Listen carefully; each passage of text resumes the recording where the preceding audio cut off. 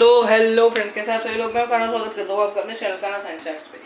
तो देखिए, इसके पहले जस्ट ये वाली वीडियो के पहले मैंने एक वीडियो बनाया था ये चेन रूल पे। बट चेन रूल का वो वाला जो मेरा वीडियो था उसमें एक दिक्कत आ गई थी कि वो वीडियो लास्ट में पूरा वीडियो पे कैमरा का फोकस चला गया था और मेरा ध्यान नहीं गया and video was completely blurred out so उसी की वजह से आज एक नया वीडियो शूट करना पड़ रहा है। उसकी ब्लरिंग क्लियर तो नहीं हो सकती ऑफकोर्स कोई भी एडिटिंग से। Anyway, without wasting much of your time, let's start the chain rule. तो भाई सबसे पहले हेडिंग डाल देते हैं। आज मैं बोर्ड पे पहले से कुछ नहीं लिख के आया क्योंकि मुझे लगा कि यहाँ आके लिखने में ज़्यादा अच्छा रहता है। डिफरेंशिएशन चेन रूल, ठीक है, ये है आज का हमारा topic, chain rule in differentiation, right. अब देखो भाई, जो डिफरेंशिएशन देखो हम जब पढ़ते हैं तो हमने डिफरेंशिएशन में आज तक जीवन में अपने क्या पढ़ा है, ठीक है। एक बार आपने जो अपने में डिफरेंशिएशन में पढ़ा है उसको जरा आप एक बार याद करो। ओके, ठीक है। Okay, wait a minute. Okay, all set. तो देखो भाई, आपने आज तक तो डिफरेंशिएशन में जितना भी पढ़ा है जो कुछ, उसको अब आप लोग याद करिए, ठीक, राइट। और याद करके आप लोग मेरे को ये बताओ कि जो आपने डिफरेंशिएशन में पढ़ा है उसमें हमने क्या क्या पढ़ा। देखो, हमने सबसे पहले तो ये पढ़ा कि डिफरेंशिएशन क्या होता है, फिर हमने जाके ये पढ़ा था कि डिफरेंशिएशन के रूल्स क्या होते हैं। उसके बाद हमने प्रोग्रेस करते करते डिफरेंशिएशन के सारे रूल्स पढ़ लिए थे, राइट। हमने रूल्स पढ़े जैसे कि d by d x of x raised to the power n will give, इसका डेरिवेटिव कितना आएगा, n इंटू एक्स की पावर n माइनस वन, ठीक। I hope you remember it. फिर हमने ऐसे ही कुछ और रूल्स पढ़े थे जैसे कि e की पावर x जो होती है, e की पावर x जो होती है उसका डेरिवेटिव e की पावर x ही आता है, ठीक। फिर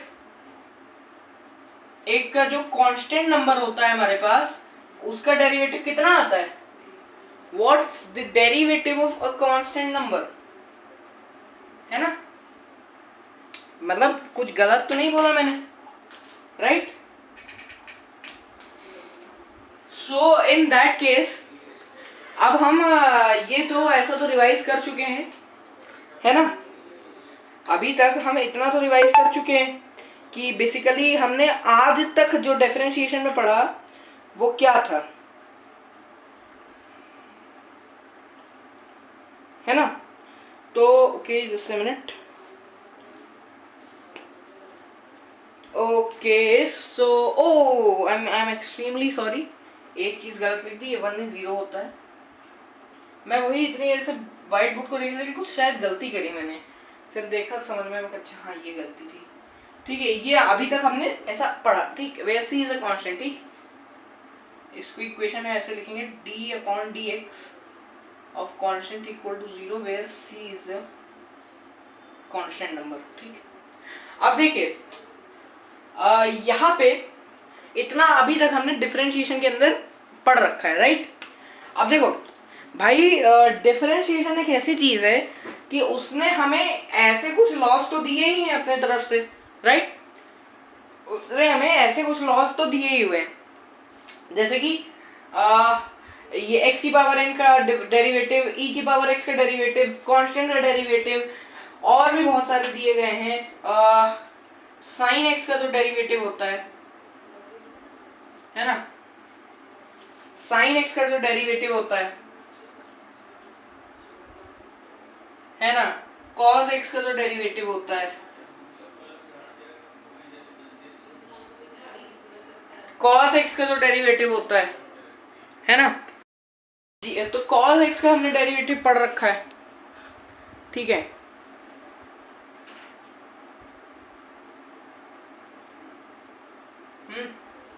ये सब हमने पढ़े हुए हैं अभी तक।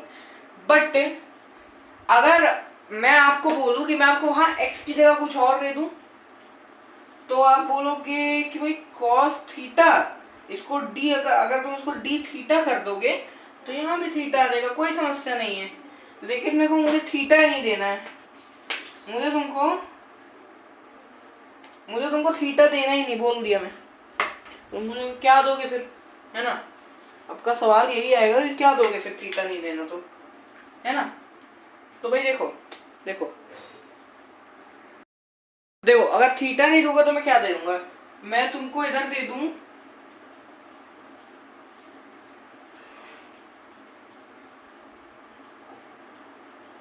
लो। अच्छा, तुमको इसकी जगह पे क्या याद था, एक बात बताओ मेरे को। चलो इसको हटाओ, है ना, इसको हटाओ, मैं ऐसा दे दूं।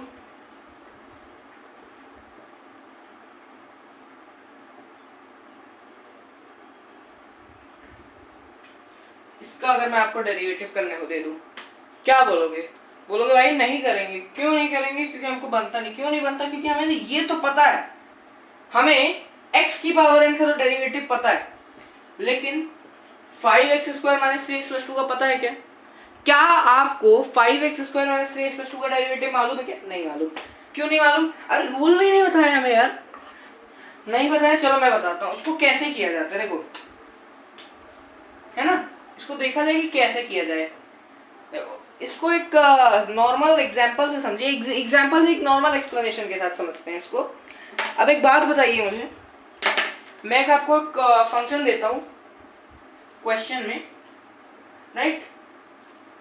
If f of x equals to okay, so what example can we take? log x square plus 2 to the base e, या फिर इसको ऐसे भी लिख सकते हैं ना, ln x square plus 2 natural log. Natural log का मतलब होता है log x to the base e, ठीक है? तो नेचुरल लॉग, अगर मैं आपको ऐसा कुछ बोल दूं, देखो इसको सॉल्व करो, नहीं करोगे। क्यों नहीं करोगे? बनता ही नहीं। क्यों नहीं बनता? क्योंकि हमने ये तो सीखा है, ये तो हमने सीखा log x to the base e का डेरिवेटिव क्या होता है लॉगरिथम में। ये तो हमने सीखा कि log x to the base e का जो डेरिवेटिव है वो हमें क्या बनता है। बट हमने ये तो नहीं सीखा कि log x स्क्वायर प्लस 2, मतलब हमने खाली x तक ही सीखा है। अभी अगर तुमने अभी तक डिफरेंशिएशन में चेन रूल नहीं पढ़ा है तो आप एक प्रकार के कूप मंडूक हैं। क्या है आप? एक प्रकार के कूप मंडूक। कूप मंडूक मतलब कुएं का मेढक। आपने अभी खाली उतनी दुनिया देखी तो आपने पढ़ी हुई है। क्या पढ़ी हुई है? कि डिफरेंशिएशन में log x का जो डेरिवेटिव वो होता है 1/x या x इनवर्स जो भी है ना, है ना, ये आपने पढ़ा है अभी, ये चीज अभी आप पढ़े हुए हो। बट आप अभी इस हिसाब से हो कूप मंडूक, कुएं का मेढक। क्यों? क्योंकि अभी आपने पूरा ही नहीं पढ़ा इसमें होता क्या है। भाई अभी तक तुमने ये पढ़ा है कि x अगर कोई दिया है कहीं पे तो हम उसका डेरिवेटिव कैसे निकालें with respect to x। With respect to x अगर x वाला कोई फंक्शन है, if it is a function of x then we can find the derivative, right? If a function of x भी नहीं होगा, more specifically speaking it is a monomial with 1 as coefficient of x। अभी तक तुमने हर चीज में यही x यही पढ़ा है, राइट? log पढ़ा टू द बेस ही तो कौन सा पढ़ा? x पढ़ा। sin पढ़ा तो कौन सा पढ़ा? x पढ़ा। cos पढ़ा कौन सा पढ़ा? x पढ़ा। tan पढ़ा कौन सा पढ़ा? x पढ़ा। tan इनवर्स पढ़ा कौन सा पढ़ा? x पढ़ा। और भी देख लो, cot इनवर्स कौन सा पढ़ा? x पढ़ा। cot कौन सा पढ़ा? x पढ़ा। 1 क्या पढ़ा? x पढ़ा। x किसकी पावर n पढ़ा? x की पावर n। अभी तक आप है कुएं के मेढक, कूप मंडूक, क्योंकि अभी आपने बाहर की दुनिया देखी ही नहीं है। आपको अभी ये लगता है कि जो आप जानते हैं खाली वही लिख सकते हैं, लेकिन ऐसा नहीं है ब्रदर। जरूरी नहीं है कि आपको हमेशा x वाले टर्म्स का ही डेरिवेटिव निकालने को बोला जाए। एक बात मुझे बताइए, जब आप फर्स्ट सेकंड क्लास के अंदर जब आपने 2 + 2 या 2 की टेबल अगर पढ़ी होगी तो ये मतलब तो नहीं है कि आपने भैया 2 से 5 तक टेबल याद कर ली तो आपको जिंदगी भर ऐसा तो नहीं है कि 2 से 5 तक की टेबल पूछी जाएगी, आपको काम तो आगे और भी आएगी। तो आपने पहले 2 to 5 की टेबल याद करी थी, लेकिन अब आपको क्या याद करनी पड़ी थी, उसके बाद 15 तक की याद करनी पड़ी थी, 15 के बाद आपको 20 तक की याद करनी पड़ी थी। कई कई परिवार अपने बच्चों को 25 तक याद करवा देते हैं। अरे भाई कई कई लोग तो होते हैं बड़े बड़े लोग, वो 30 तक याद करा देते हैं। काफी लोग हैं उनको इतना झंझट पालना ही नहीं है, वो सीधा बच्चों को मैथ्स की कैलकुलेशन कोचिंग में डाल देते हैं। यूट्यूब चैनल में होने के नाते मैं किसी भी स्पेसिफिक कोचिंग का नाम नहीं ले सकता, ठीक। तो मतलब कुल मिला के कैलकुलेशन वाली कोई कोचिंग में डाल देते, राइट। अभी देखिए एक बात मुझे बताइए आप कि आपको ऐसा तो नहीं कि खाली 2 से 5 तक की टेबल का काम पड़ा। अभी भी अगर मैं आपको बोलूं कि आप 15 का स्क्वायर निकाल दो तो 15 का स्क्वायर आप कैसे निकालोगे भाई, 15 × 15, ठीक। अब अगर तुमने खाली 2 से 5 तक की टेबल पढ़ी होती, तुम तो अपने ही स्तर पे अपने ही लेवल पे कोशिश कर रहे होते। तुम पहले 5 को 5 से मल्टीप्लाई करते, फिर 5 को 1 से, फिर 1 को 5 से, फिर 1 को 1 से, मतलब 15 को सेपरेट कर देते 2 नंबर में। पहले 5 को 15 से मल्टीप्लाई करते, फिर 1 को 15 से मल्टीप्लाई करते, और आप ऐसे करते 5 5 25, 5 इन द 5, फिर 5 5 25, 5 इन द 5 और 2 7, है ना। और उसके बाद आप लिखते 5 12 है, मतलब आप ऐसे करके डेरिवेटिव लिख देते हैं ना, तो फिर आपका आंसर आता डेरिवेटिव, सॉरी ऐसे करके आप सम लिख देते, सम का मतलब वो मल्टीपल का सम कर देते, उसके बाद आपका आता 225, राइट।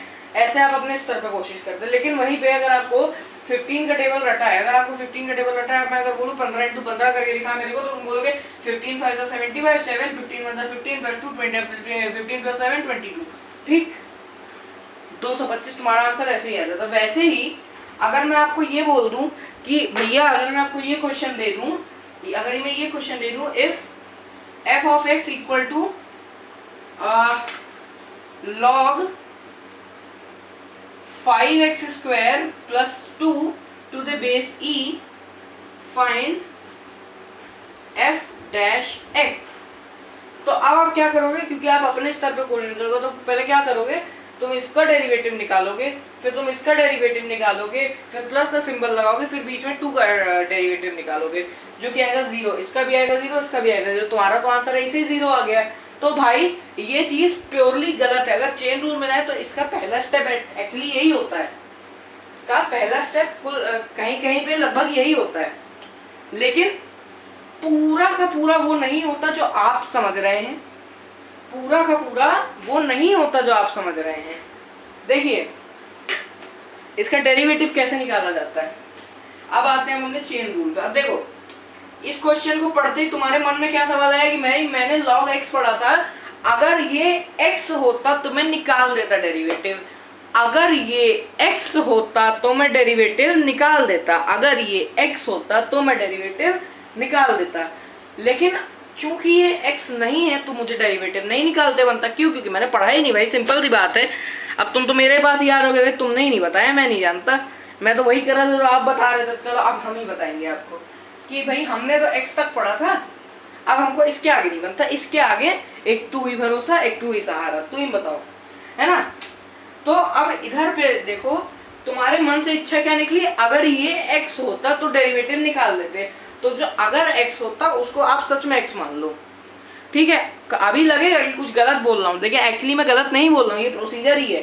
चेन रूल में क्या किया जाता है, देखो सबसे पहले ऐसा प्रोसीजर है कि अगर आपको कोई फंक्शन ऐसा गिवन है इस टाइप से, ये किस फॉर्म में है, ax² + c के फॉर्म में है, क्योंकि इसमें अभी bx मिसिंग है, पॉलिनोमियल्स के रूल देखे तो उसमें प्लस bx भी होना चाहिए, बट क्योंकि वो यहाँ नहीं है तो हम इसको ax² + c लिखेंगे, right. x² with constant coefficient and a constant number, right. तो ax² + c is given to us right now. चलो अब इधर देखो, तुम्हें चाहिए था इधर पे कि x होना चाहिए था 5x² + 2 की जगह पे, तो भाई तुमको इस ax² + c की जगह में क्या चाहिए था, x चाहिए था। अब देखो मैथ्स में आप जब किसी भी चीज को सपोज करते हो ना, तो आप देखो जो आपको एक्चुअल वैल्यू गिवन है, जो आपको वेरिएबल गिवन है, और जो आप वेरिएबल उसको मानना चाहते हो वो हमेशा अलग होने चाहिए।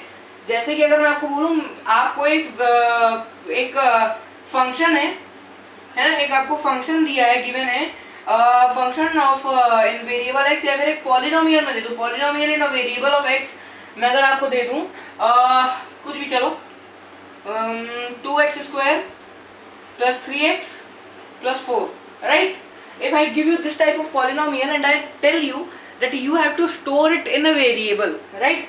इसको अगर मैं एक वेरिएबल के फॉर्म में करना है, अगर मुझे इसको 2m बनाना है, अगर मुझे इसको 2m बनाना है, यानी मुझे इसको m के अंदर स्टोर करना होगा, या तो अगर मुझे इस पूरे को 2 से मल्टीप्लाई करना है, लेकिन मुझे इतना बड़ा वेरिएबल नहीं चाहिए, मुझे इसके जगह कोई एक छोटा फॉर्म चाहिए, तो मैं क्या करूँगा, इसको एक वेरिएबल के अंदर स्टोर कर दूंगा। लेकिन इतना बड़ा पॉलिनोमियल जो है, लेकिन वो x में है, x में, तो मैं x के अलावा कोई भी वेरिएबल ले लूंगा, मैं y ले लूंगा, मैं z ले लूंगा, मैं m ले लूंगा, मैं अल्फा ले लूंगा। हालांकि लेते नहीं है अल्फा बीटा, इनकी अपनी फिर अलग अलग मीनिंग होती जाती हैं, एक मीनिंग नहीं होती इनकी, डबल मल्टीपल मीनिंग्स हो जाती हैं, क्योंकि इसमें जो होता है आपका अल्फा बीटा, या तो कहीं ना कहीं मैथ्स वैथ में भी यूज होता रहता है, राइट, मैथ्स फिजिक्स में। जैसे कि फॉर एग्जांपल मैथ में अल्फा बीटा और गामा जो होता है, एक जो पॉलिनोमियल होता है, जो कोई स्पेसिफिक डिग्री वाला, 10th मैथ्स के अंदर ही आपको पढ़ाया जाता है, एक स्पेसिफिक डिग्री वाला जो पॉलिनोमियल होता है, उसमें आप अल्फा बीटा और गामा को उसके जीरोस जो है उनको डिनोट करने को यूज करते हैं। अगर आप 9th में भी हैं तो आप शायद ये कहीं कहीं समझ रहे होंगे कि जीरोस क्या होते हैं, है ना। तो उनके जीरोस को डिनोट करने के लिए आप अल्फा और बीटा का उपयोग यानी यूज करते हैं। लेकिन इनको अभी हम इसलिए अल्फा बीटा को फिलहाल नहीं यूज करेंगे, हालांकि आप कर सकते हैं, क्योंकि देखो कुल मिला के है ये Greek symbols, and Greek symbol को हम अपने जो जूनियर क्लासेस की मैथमेटिक्स होती है उसके अंदर हम ग्रीक सिंबल को एज ए वेरिएबल यूज करते हैं। अभी अगर इसकी जगह मैं टाउ भी रख दूंगा ना, ऐसा बनता है टाउ कुछ इस टाइप से, तो अगर मैं ये भी रख दूंगा तो ये भी करेक्ट है अभी के लिए। क्यों? क्योंकि ये tau actually 11th class physics के अंदर आपको रोटेशनल मोशन में एक टॉपिक आता है टॉर्क करके, वो टॉर्क को टाउ से डिनोट किया जाता है, ठीक है। इसको पढ़ते हैं TAU टाउ, इसको कई लोग ताऊ भी पढ़ते हैं, तो मैं कहा इसको अपना ताऊ मौसा ना बनाए कृपया, रिश्तेदारी किनारे रख के इसको टाउ पढ़ें, क्योंकि अगर आप सही में ताऊ पढ़ लोगे तो फिर वो एग्जाम वाला भी आपको ताऊ जी बन के अंडा दे देगा, ठीक है। तो इसको टाउ पढ़ना है, जनरल नॉलेज ऑफ कोर्स, हाँ। तो अभी फिलहाल इस पे ना आते हुए हम इधर बात करते हैं। अभी हमको ये जो फंक्शन है, अभी हमको x के अलावा किसी और में भी स्टोर कर लेंगे, तो हम इसको x में तो नहीं स्टोर कर सकते कि भाई देखो कभी भी x इक्वल, अगर मैं ये लिख दूं x इक्वल टू 2x² नहीं है, because it is of course it's not possible, right. x can not be equal to twice of its square. भाई अगर मैं किसी चीज में 1 के अलावा और कुछ मल्टीप्लाई या 0 के अलावा और कुछ ऐड कर रहा हूँ तो वो कभी अपने बराबर हो ही नहीं सकती, क्योंकि वो 1 और 0 ही है जो respectively division, multiplication and addition, subtraction identities हैं, है ना। तो अगर मैं इसमें 1 के अलावा और कुछ भी मल्टीप्लाई कर रहा हूँ, x equal to 1x, x equal to 1x हो सकता है, x equal to x minus 0, x plus minus 0 भी हो सकता है ना, x equal to x by 1 भी हो सकता है, लेकिन x equal to x into x नहीं हो सकता कभी। This is not possible, right. आप अग्री करते हो इस बात से, राइट। अब इसका मतलब है कि मुझे x को किसी और वेरिएबल में स्टोर करना रहेगा, तो हम चेन रूल के अंदर क्या करते हैं, हम इस x को x ना मान के कैपिटल X मान लेते हैं, ठीक है। आप चाहो और भी कुछ मान सकते हो, वैसे स्टैंडर्ड फॉर्म उसको कैपिटल X मानना ही होता है, ठीक है। इसको कैपिटल बड़ा X मान लो, कैपिटल X। अब जो है इसके बाद मैं x को ऐसे ही लिखूंगा जैसे हमेशा लिखा जाता है, मेरी आदत ऐसे लिखने की है, बट एनीवे मैं ऐसे लिखूंगा, जो कैपिटल स्मॉल पे कंफ्यूजन हो जाएगा। तो लेट्स रीराइट आवर x। अब ये जो x है वो लिखने का तरीका x हो चुका है।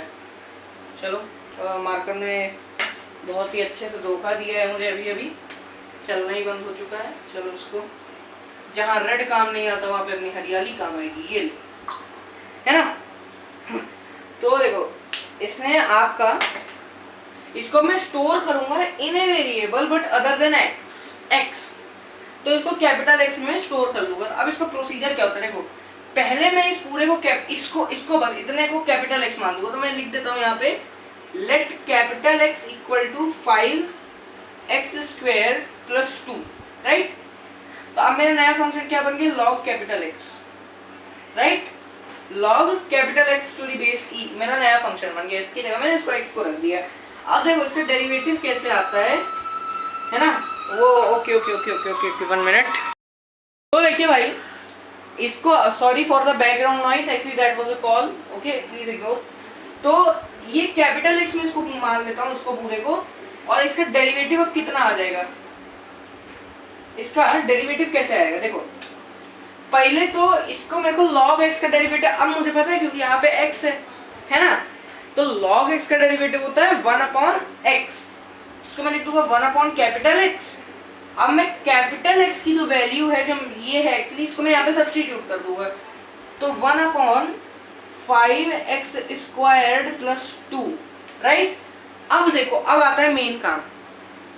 अब मुझे इसको करना रहेगा मल्टीप्लाई, किससे मल्टीप्लाई करना रहेगा, इसके डेरिवेटिव से। इसको डिफरेंशिएट करना है मुझे। पहले मैंने इसको यहाँ पे सब्स्टिट्यूट कर दिया। पहले देखो, पहले log x को, log कैपिटल X को डिफरेंशिएट करो, कैपिटल X की वैल्यू रखो, और वैल्यू रखने के बाद उस वैल्यू को जो आपने कैपिटल X की वैल्यू सपोज कर ली उस वैल्यू को भी डिफरेंशिएट करके मल्टीप्लाई कर दो। इसका डिफरेंशिएशन क्या आ जाएगा, देखो 5 का डिफरेंशिएशन क्या होता है 5x²। पहले इसको लिखो 5 × x², राइट। एनीवे चलो इतनी मेहनत नहीं करते हुए अभी हम इसको नॉर्मली ही सॉल्व करने की कोशिश करेंगे। 5 हटा देता हूँ आपके लिए और कंफ्यूजन हो जाएगा उसमें, 5 में हटा ही देता हूँ। चलो लो 5 हटा दे, खाली x² + 2 लिख देते हैं। अब एक बात बताइए मुझे, x² + 2 का डेरिवेटिव होगा, x² का क्या होता है जल्दी बताइए। x² का क्या होता है, x² का होता है x की पावर n, x की पावर n का डेरिवेटिव क्या होता है nxn - 1। तो n की जगह 2 रख दिया जाए तो 2x × 2 - 1 विच इज 1, तो 2x। इसका डेरिवेटिव आ जाएगा 2x प्लस, अब 2 का डेरिवेटिव क्या होता है 0, तो उसको लिखने की जरूरत नहीं है। तो ये आ जाएगा 2x/x² + 2 is the derivative of log x² + 2, right right right right right right right right. Question हमारा हो चुका है सॉल्व। तो इसमें भी मैं कोई ऐसा क्वेश्चन नहीं लाने वाला 5x² वगैरह वगैरह, ठीक है। तो इसको करते पॉज, एक क्वेश्चन करते हैं, चेन रूल खत्म करते हैं। तो चलिए अब हम आते हैं अपने दूसरे क्वेश्चन पे, okay. Second question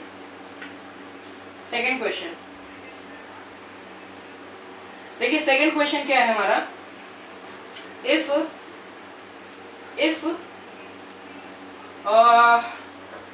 f of x equals to x plus 5, x plus 5, x plus 5 to the power n, then find f dash x with respect to x, okay. मेरी आदत के अनुसार मैंने वापस से x वैसे क्रॉस जैसा बना दिया है, चलिए प्लीज इग्नोर। इसका सॉल्यूशन करना स्टार्ट करते हैं, ओके। वीडियो पॉज करिए, आपको 5 सेकंड का समय दे रहा हूँ वीडियो पॉज करने को, उसके बाद सॉल्यूशन करने के लिए समय ही समय आपके पास। सॉल्व करिए फिर आंसर आके मैच करना ना, सॉल्यूशन विद आंसर। 5 4 3 2 1 पॉज कर चुके होंगे अब आप। अब आपने, मैं मान रहा हूँ कि रिज्यूम कर लिया है वीडियो। अगर रिज्यूम कर लिया चलिए सॉल्यूशन करना स्टार्ट करते हैं, ठीक। लेट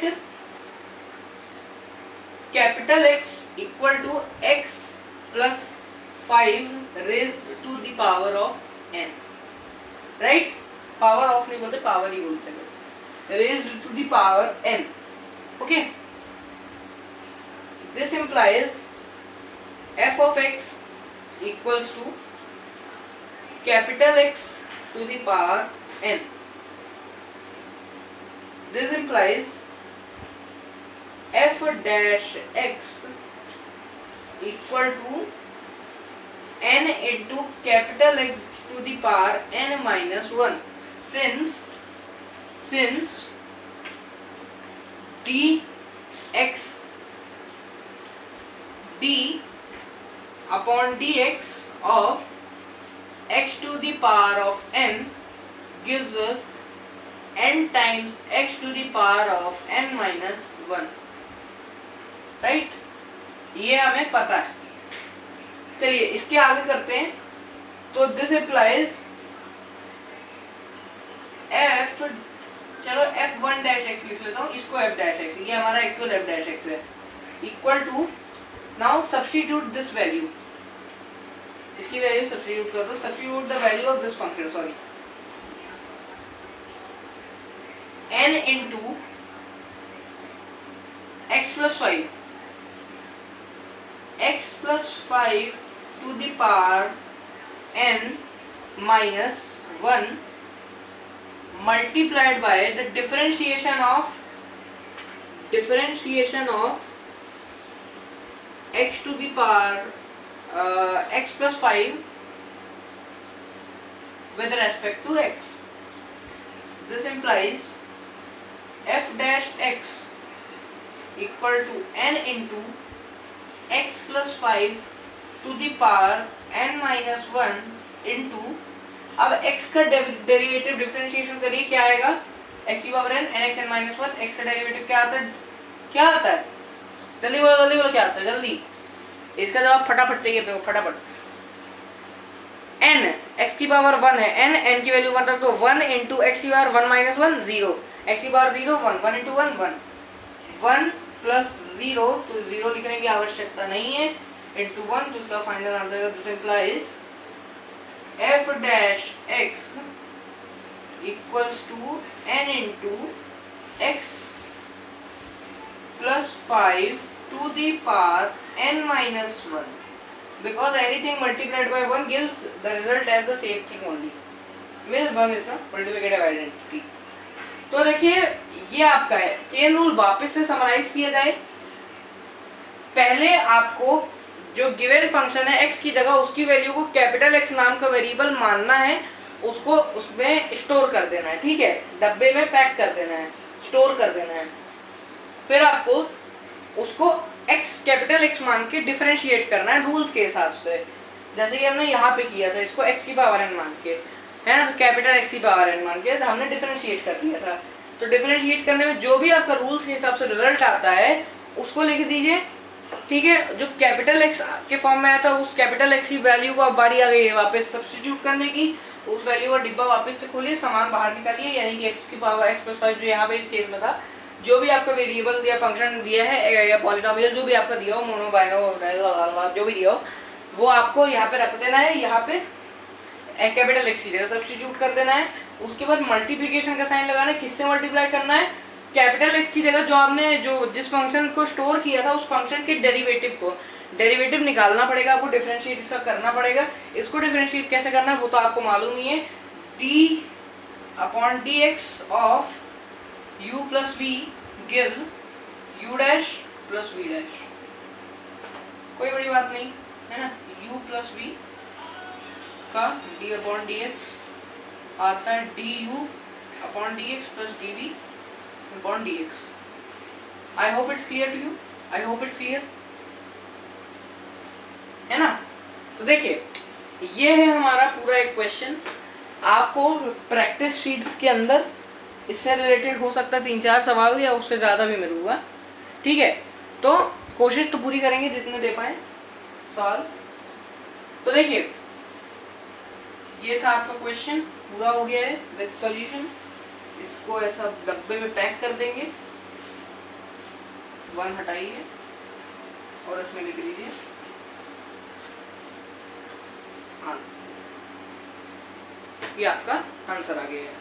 तो भाई आज की वीडियो के लिए बस इतना ही, चेन रूल हमने समझ लिया। अगले वीडियो में हम डिफरेंशिएशन में जो है डबल डिफरेंशिएशन समझेंगे, उसके बाद हम इसमें मैक्सिमा मिनिमा समझेंगे, फिर डिफरेंशिएशन को फिजिक्स में कुछ यूज़ करेंगे कंटिन्यूस, और कंटिन्यूएशन में रखेंगे इन वीडियोस को, कोशिश तो पूरी करेंगे, और फिर इंटीग्रेशन पे आ जाएंगे, उसको भी जल्दी जल्दी निपटाएंगे। उसमें ज़्यादा कुछ नहीं, बेसिक बेसिक है, क्योंकि डेरिवेटिव आप पढ़ चुके हो तो इंटीग्रल आपको आसान लगने वाला है, ठीक है।